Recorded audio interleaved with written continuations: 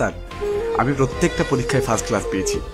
এবার এই সার্টিফিকেট নিয়ে যখন আমি কোথাও চাকরির জন্য যাচ্ছি, তখন কেন আমার কাছে জিজ্ঞেস করা হচ্ছে আমি কম্পিউটার পারি কিনা?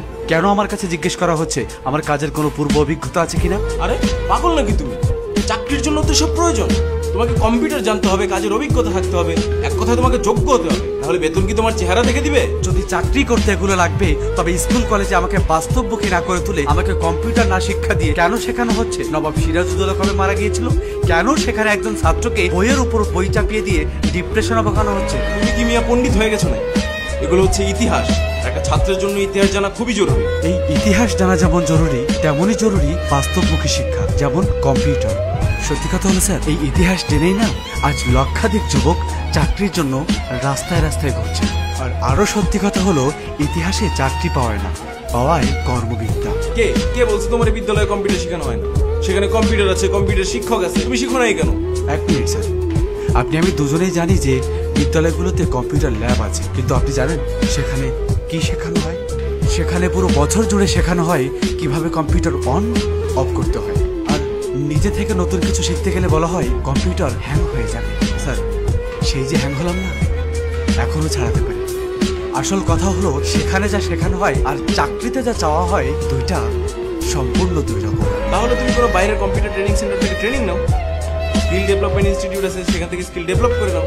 তুমি জানো না, হাতের কাজ জানা থাকলে ভাতের অভাব হয় না। তাহলে স্যার, এই যে 18 বছর ধরে আমি মাস্টার্স কমপ্লিট করলাম, তার ভ্যালুটা কি? এই যে সার্টিফিকেট গুলো আমি অর্জন করলাম, এটা কি বাসার দেওয়ালে টানিয়ে রাখার জন্য নাকি চাকরির জন্য? যদি চাকরির জন্য হয়, তাহলে আমাকে কেন চাকরির মতো করে শিক্ষা দেওয়া হলো না? কেন আমার স্টাডি পিরিয়ড চলাকালীন আমাকে কর্মশালার মাধ্যমে চাকরির অভিজ্ঞতা দেওয়া হলো না? আমার শিক্ষায় কেন কর্মমুখী দিক নেই স্যার? শোনো বাবা, এখন সৃজনশীল হয়েছে, পাশের হার বাড়ছে, শিক্ষাঙ্গন এখন অনেক এগিয়ে গেছে। তুমি চাকরি পাও নাই বলে যে অন্যেরা চাকরি পাবে না তা কিন্তু, অন্যেরা এখন যোগ্যতা পাচ্ছে। স্যার, কর্মক্ষেত্রে গেলে সেখানে একটা কাজের ধারণা দিয়ে 4 ভাগে করতে বলা হয় না, যেমনটা আপনার সৃজনশীলে করাচ্ছেন। চাকরিতে একটাই কাজ দেওয়া হয়, আর যদি আপনি তা না পারেন, আপনি অযোগ্য। কি আজব স্যার! এরা সৃজনশীল পদ্ধতিতে পড়ালেখা করছে, তবে সৃজনশীল কোনো কর্মক্ষেত্র পাচ্ছে না, আর পাবেও না। পাচ্ছে একটা সার্টিফিকেট।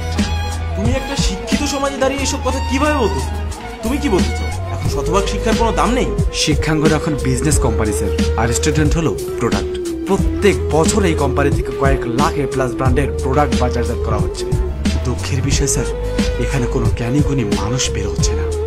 এদেরকে জাস্ট প্রেশার ক্রিয়েট করে মুখস্থ করিয়ে A+ পাওয়ানো হচ্ছে। আর আপনাদের এই প্রেশার কুকারে পড়ে ছাত্রদের আশা আকাঙ্ক্ষাগুলো বাষ্প হয়ে উড়ে যাচ্ছে, আর সমাজ সিটি মারছে।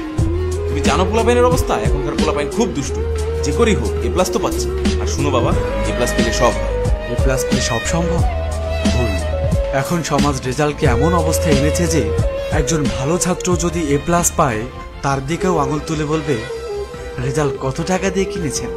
A+ দিয়ে কোনো ছাত্রের যোগ্যতা প্রমাণ করা সম্ভব না। হ্যাঁ, তার সম্পর্কে একটা কথা বলতে পারি, যদি সে নকল না করে থাকে, তবে তার মুখস্থ করার ক্ষমতা খুব ভালো, যা কেবল পরীক্ষার খাতা পর্যন্ত সীমাবদ্ধ। আর এভাবে চলতে থাকলে জাতি খুব তাড়াতাড়ি মেধাশূন্য হয়ে পড়বে। বেঁচে থাকবে শুধুই আপনার A+।